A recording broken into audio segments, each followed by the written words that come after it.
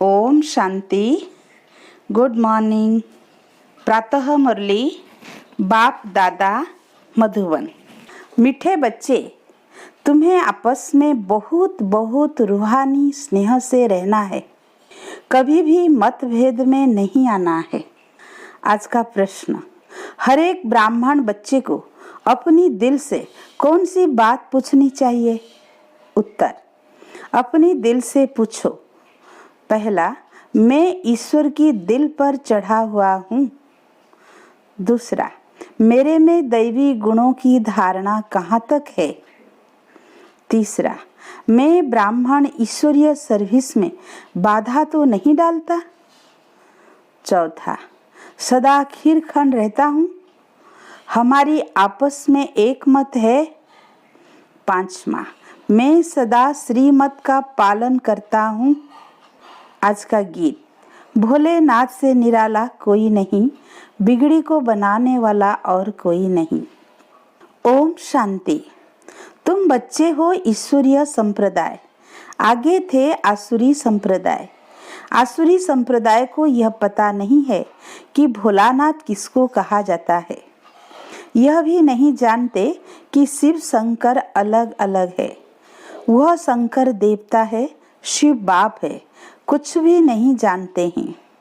अब तुम हो ईश्वरीय संप्रदाय अथवा ईश्वरीय फैमिली। वो है आसुरी फैमिली रावण की। कितना फर्क है।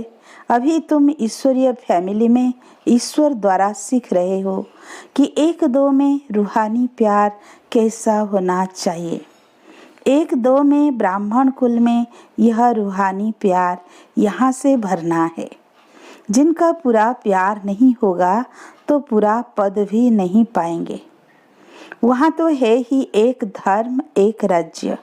आपस में कोई झगड़ा नहीं होता। यहाँ तो राजाई है नहीं। ब्राह्मणों में भी देह अभिमान होने कारण मतभेद में आ जाते हैं। ऐसे मतभेद में आने वाले सजाएं खाकर फिर पास होंगे। फिर वहाँ एक धर्म में रहते हैं तो वहाँ शांति रहती है। अब उस तरफ है आसुरी संप्रदाय व आसुरी फैमिली टाइप। यहाँ है ईश्वरीय फैमिली टाइप। भविष्य के लिए दैवी गुण धारण कर रहे हैं। बाप सर्वगुण संपन्न बनाते हैं। सब तो नहीं बनते हैं। जो श्रीमत पर चलते हैं वही विजय माला का दाना बनते हैं। जो नहीं बनेंगे वह प्रजा में आ जाते हैं। वहाँ तो डीटी गवर्नमेंट है। 100% प्योरिटी, पीस, प्रॉस्पेरिटी रहती है। इस ब्राह्मण कुल में अभी दैवी गुण धारण करने हैं। कोई तो अच्छी रीति दैवी गुण धारण करते, दूसरों को कराते रहते हैं। ईश्वरीय कुल का आपस में रूहानी स्नेह भी तब होगा जब देही अभिमानी होंगे। इसलिए पुरुषार्थ करते रहते हैं। अंत में भी सबकी अवस्था एक रस, एक जैसी तो नहीं हो सकती है। फिर सजाएं खाकर पद भ्रष्ट हो पड़ेंगे, कम पद पा लेंगे। ब्राह्मणों में भी अगर कोई आपस में खीरखंड होकर नहीं रहते हैं, आपस में लोन पानी हो रहते हैं, दैवी गुण धारण नहीं करते हैं, तो उच्च पद कैसे पा सकेंगे? लोन पानी होने के कारण कहाँ ईश्वरीय सर्विस में भी बाधा डालते रहते हैं, जिसका नतीजा क्या होता है वह इतना ऊंच पद नहीं पा सकते।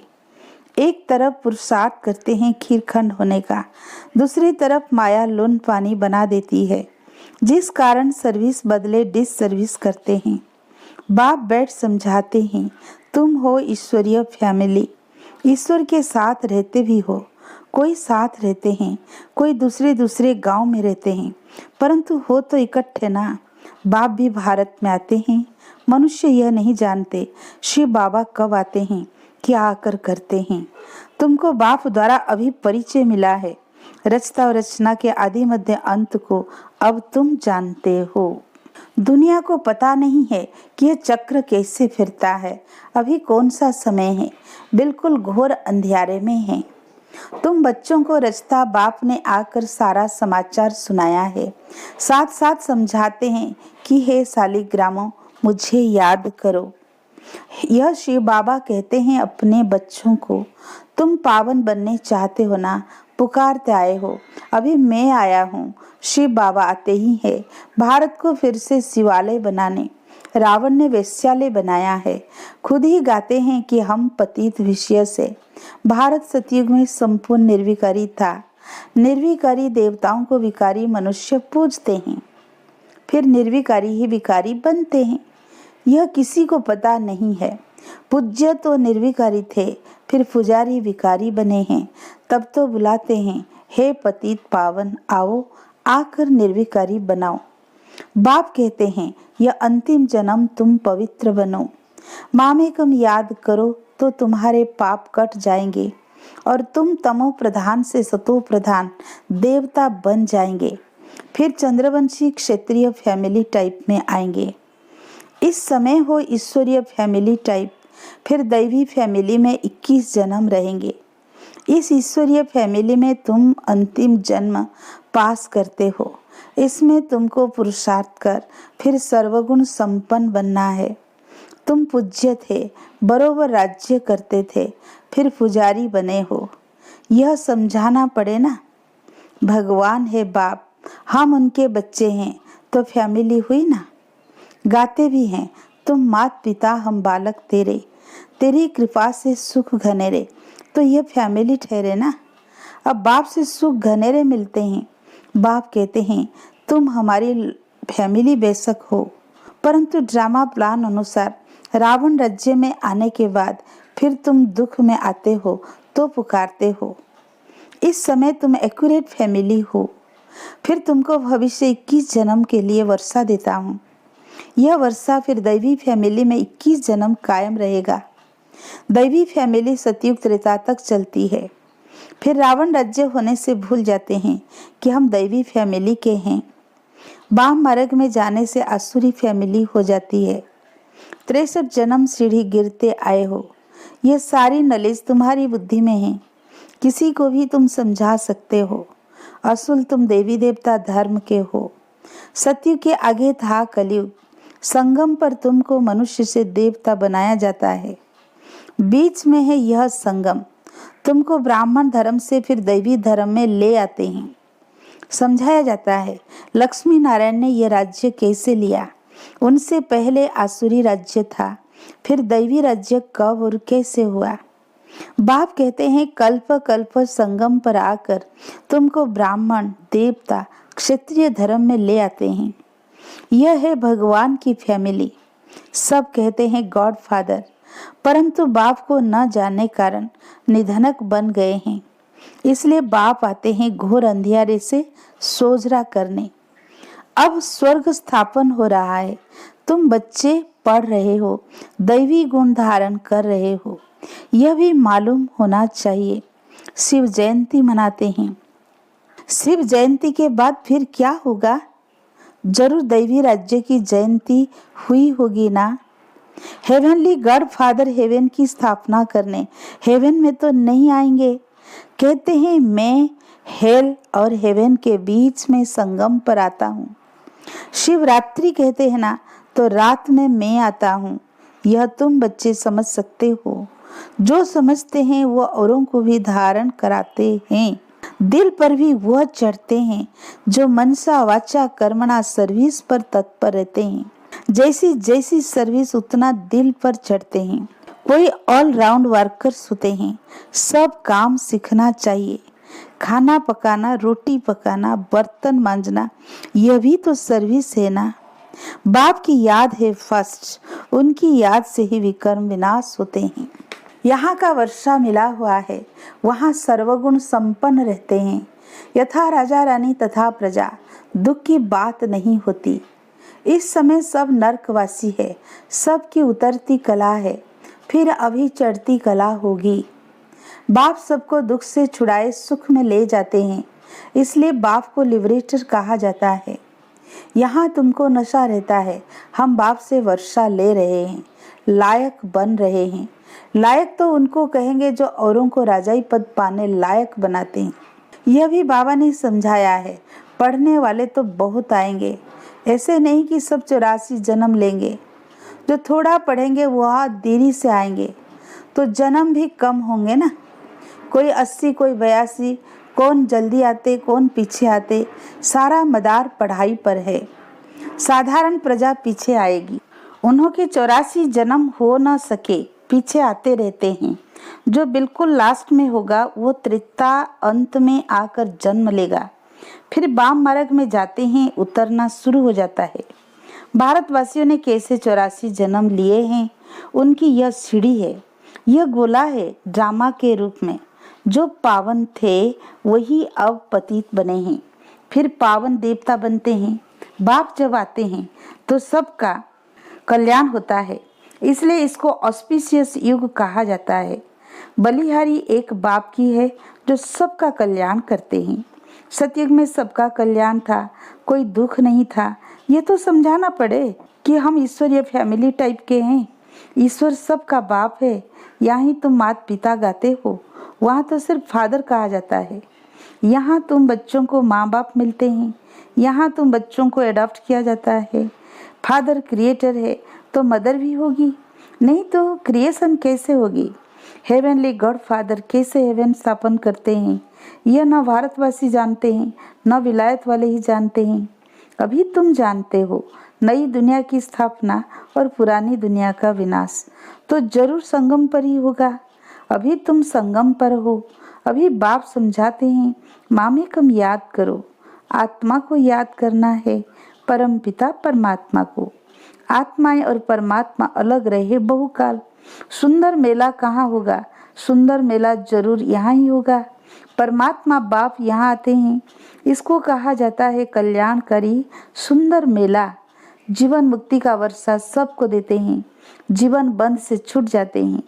शांति धाम तो सब जाएंगे, फिर जब आते हैं तो सतो प्रधान रहते हैं। धर्म स्थापना अर्थ आते हैं। नीचे जब उनकी जनसंख्या बढ़े तब राजाई के लिए पुरुषार्थ करे, तब तक कोई झगड़ा आदि नहीं रहता। सतो प्रधान से रजो में जब आते हैं तब लड़ाई झगड़ा शुरू करते हैं। पहले सुख फिर दुख, अब बिल्कुल ही दुर्गति को पाए हुए हैं। इस कलयुगी दुनिया का विनाश, फिर सतयुगी दुनिया की स्थापना होनी है। विष्णुपुरी की स्थापना कर रहे हैं ब्रह्मा द्वारा। जो जैसा पुरुषार्थ करते हैं उस अनुसार विष्णुपुरी में आकर प्रारब्ध पाते हैं। यह समझने की बहुत अच्छी अच्छी बातें हैं। इस समय तुम बच्चों को बहुत खुशी होनी चाहिए कि हम ईश्वर से भविष्य 21 जन्म का वर्षा पा रहे हैं।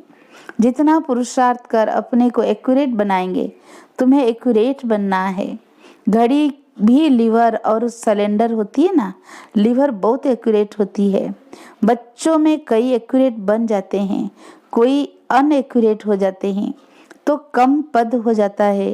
पुरुषार्थ करके एक्यूरेट बनना चाहिए। अभी सब एक्यूरेट नहीं चलते। तदबीर कराने वाला तो एक ही बाप है। तकदीर बनाने के पुरुषार्थ में कमी है, इसलिए पद कम पाते हैं। श्रीमत पर न चलने के कारण, आसुरी गुण न छोड़ने के कारण, योग में न रहने कारण ये सब होता है। योग में नहीं है तो फिर जैसे पंडित, योग कम है इसलिए शिव बाबा तरफ लव नहीं रहता, धारणा भी कम होती है, वो खुशी नहीं रहती, शकल ही जैसे मुर्दों मिसल रहती है।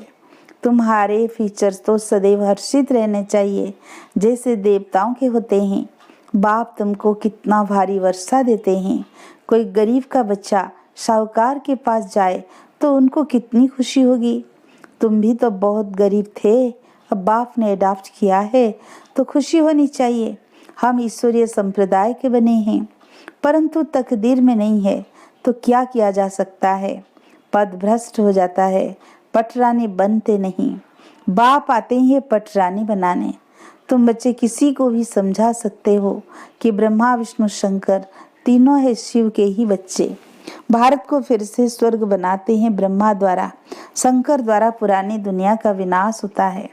भारत में बाकी थोड़े बचते हैं। प्रलय तो होती नहीं, परंतु बहुत खलास हो जाते हैं, तो जैसे कि प्रलय हो जाती है, रात दिन का फर्क पड़ जाता है। वह सब मुक्ति धाम में चले जाएंगे। यह पतित पावन बाप का ही काम है। बाप कहते हैं देही अभिमानी बनो, नहीं तो पुराने संबंधी याद पड़ते रहते हैं। छोड़ा भी है फिर भी बुद्धि जाती रहती है। नष्ट माँ है नहीं, इसको व्यभिचारी याद कहा जाता है। सद्गति को पा न सके क्योंकि दुर्गति वालों को याद करते रहते हैं। अच्छा, मीठे मीठे सिक्की लदे बच्चों प्रति माता पिता बाप दादा का याद प्यार और गुड मॉर्निंग। रूहानी बाप की रूहानी बच्चों को नमस्ते। हम रूहानी बच्चों की रूहानी बाप दादा को याद प्यार गुड मॉर्निंग, नमस्ते नमस्ते नमस्ते। धारणा के लिए मुख्य सार। पहला पॉइंट, बाप दादा की दिल पर चढ़ने के लिए मनसा वाचा कर्मणा सेवा करनी है, एक्यूरेट और ऑलराउंडर बनना है। सेकेंड पॉइंट, ऐसा देही अभिमानी बनना है जो कोई भी पुरानी संबंधी याद न आए। आपस में बहुत बहुत रूहानी प्यार से रहना है, लून पानी नहीं होना है। आज का वरदान, सदा साथ के अनुभव द्वारा मेहनत की अविद्या करने वाले अतीन्द्रिय सुख व आनंद स्वरूप भव। जैसे बच्चा अगर बाप की गोदी में है तो उसे थकावट नहीं होती, अपने पाँव से चले तो थकेगा भी, रोएगा भी। यहाँ भी आप बच्चे बाबा की गोदी में बैठे हुए पल रहे हो, जरा भी मेहनत व मुश्किल का अनुभव नहीं। संगम युग पर जो सदा ऐसे साथ रहने वाली आत्माएं हैं, उनके लिए मेहनत अविद्या मात्रम होती है। पुरुषार्थ भी एक नेचुरल कर्म हो जाता है, इसलिए सदा अतीन्द्रिय सुख व आनंद स्वरूप स्वतः बन जाते हैं। आज का स्लोगन, रूहे गुलाब बन अपनी रूहानी वृत्ति से वायुमंडल में रूहानियत की खुशबू फैलाओ। अच्छा, ओम शांति।